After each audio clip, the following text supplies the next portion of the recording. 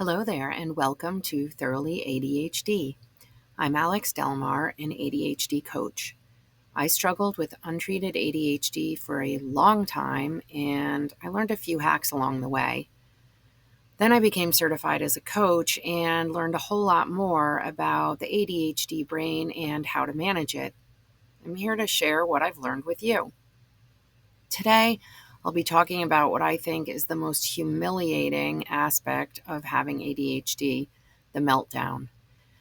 Now, I know that I need to psych myself up for certain situations and that I should avoid others entirely.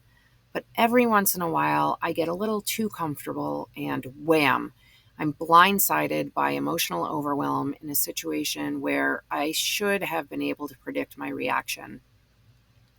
I know that shopping, especially at the grocery store, will entail any number of scenarios that I potentially struggle with, including overly bright fluorescent lights, screaming children, the item I want is out of stock or discontinued, other shoppers blocking the aisle or crowding me if I don't get out of their way fast enough, standing in line while someone breathes down the back of my neck, the frustration of trying to pay for produce at self-checkout.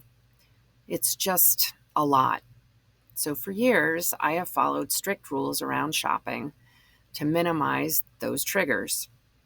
Unless it's an emergency, I only enter the store with a list midweek, about 45 minutes before they close, never when I am late for something, and I go in with absolutely no expectation of assistance from the employees.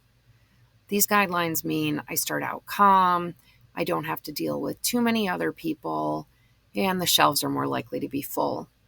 But now I have a significant other who would rather be getting ready for bed at 10 p.m. than going grocery shopping. And I'm trying to get my schedule more in line with his to maximize the time we have to spend together. Anyway, last Sunday afternoon, I was running errands with Brian, and he stopped at the store to grab supplies for his lunch this week.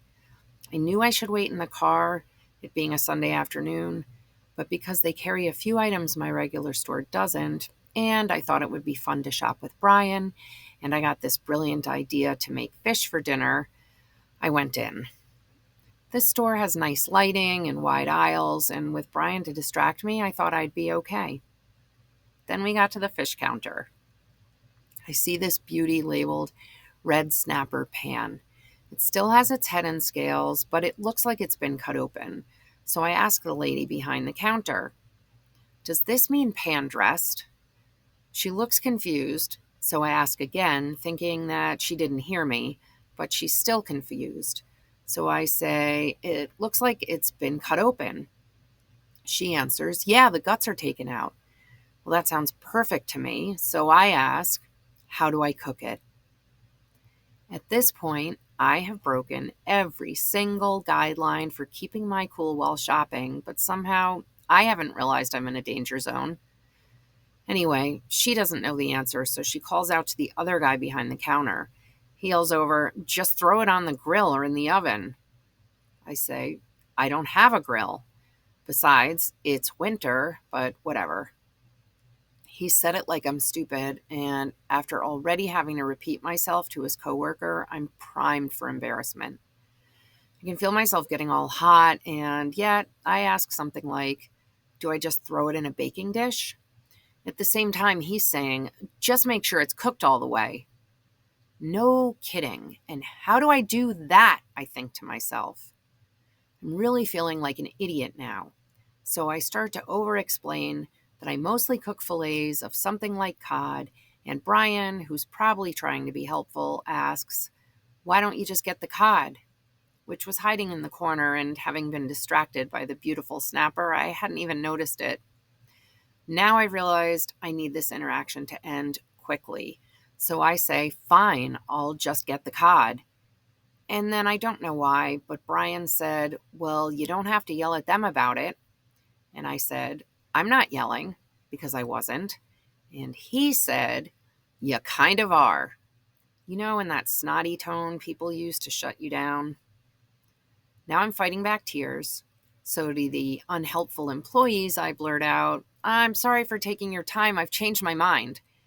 I I turned to Brian, and quietly enough, he couldn't mistake it for yelling. I practically growl in, "You just stay away from me." And I race out of there without any of the items I went in for. When I got to the car, I texted him, "Get whatever you like.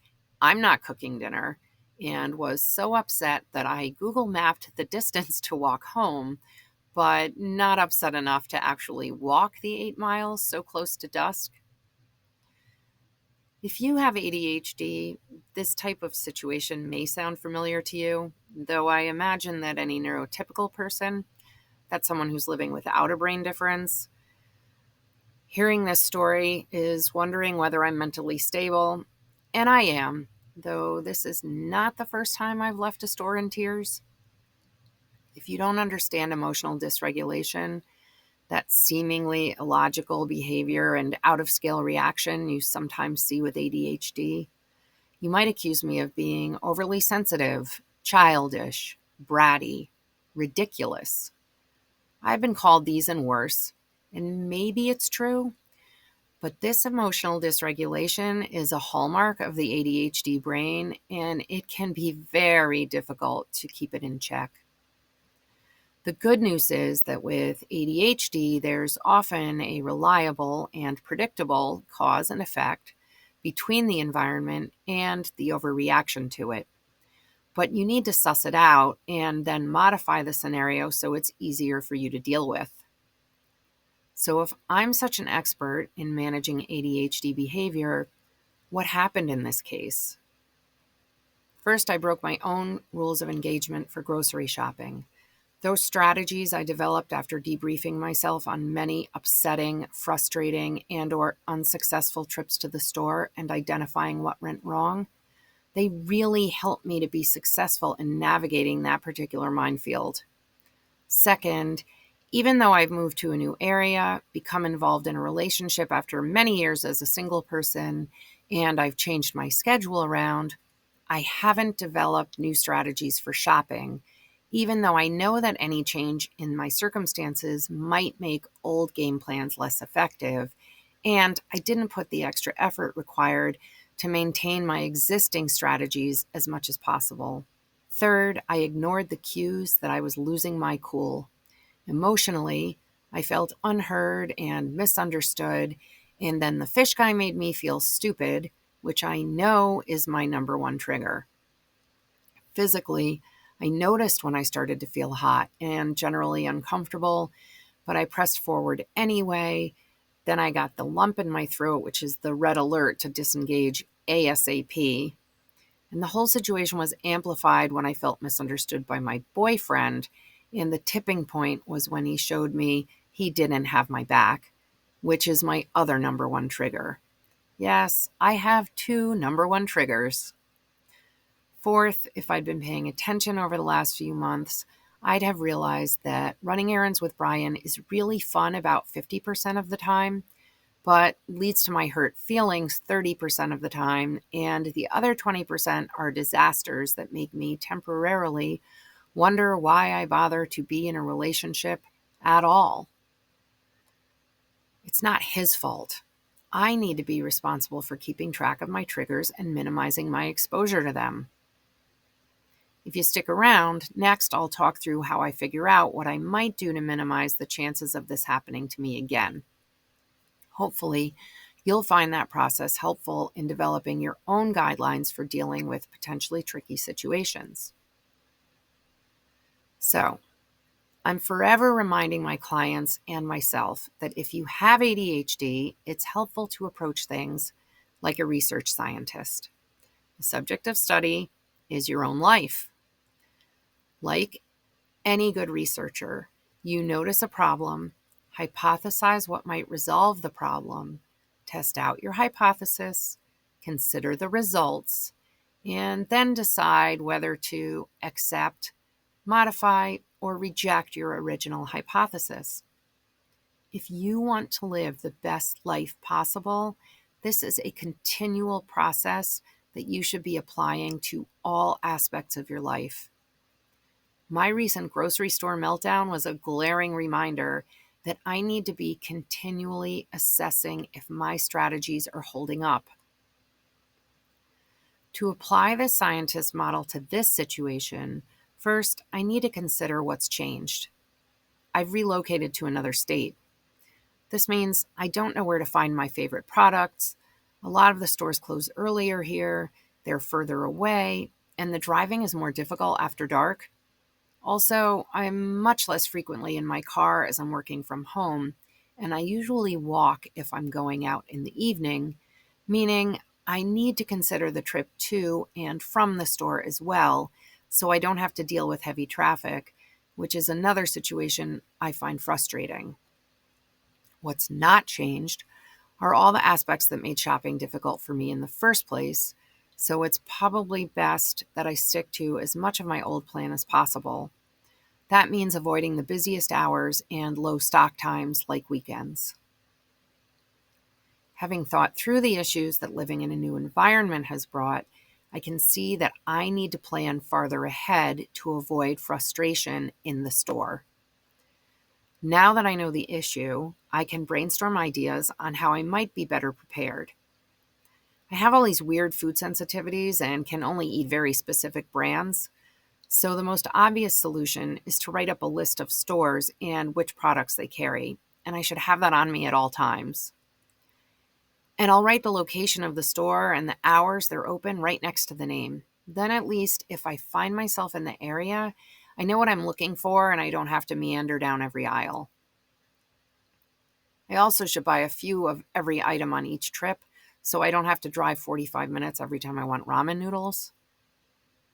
I might have to consider what I want to eat sooner than in the moment, so eventually I might need to come up with some sort of outline for potential meals for a week or so. Ugh, that's another change. When it was just me, I could repeat the same meal for weeks on end, or I'd just eat a lot of eggs and cheese. I hate wasting time, and some of the stores are 20 to 30 minutes away from my house, but relatively close to each other, so maybe I could plan all the shopping for a specific day. So this process can be frustrating. There are so many directions you can take, and it's really easy to spiral into overthinking. Now's a good time to remember this is a work in progress. It doesn't need to be perfect. It's just a hypothesis. Sometimes we fall into the trap of thinking if we can just come up with the perfect plan, our lives will magically be easier.